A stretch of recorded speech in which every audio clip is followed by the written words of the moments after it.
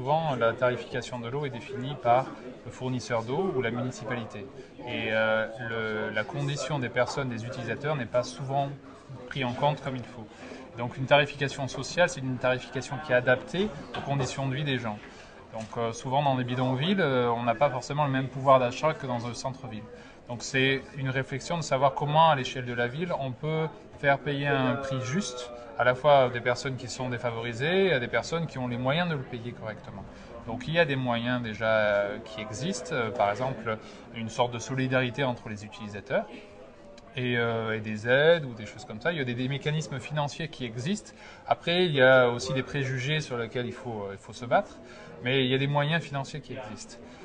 Comme par exemple en Afrique du Sud où ils ont mis une politique vraiment innovante où les premiers mètres cubes consommés sont gratuits et à partir d'un certain mètre cube, on dépasse les mètres cubes vitaux pour vivre, on commence à payer.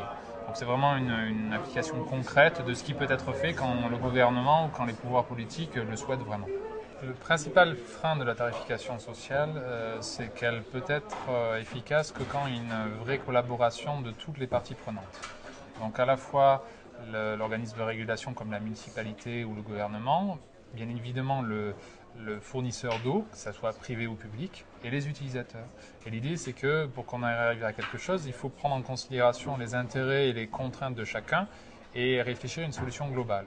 Et ça, que ce soit en France ou ailleurs, c'est très difficile de pouvoir se réunir, de pouvoir trouver un accord ensemble, et c'est des compromis pour chacun, ce n'est pas évident. Et c'est un des principaux freins, c'est cette collaboration, cette concertation qui n'est pas encore effective.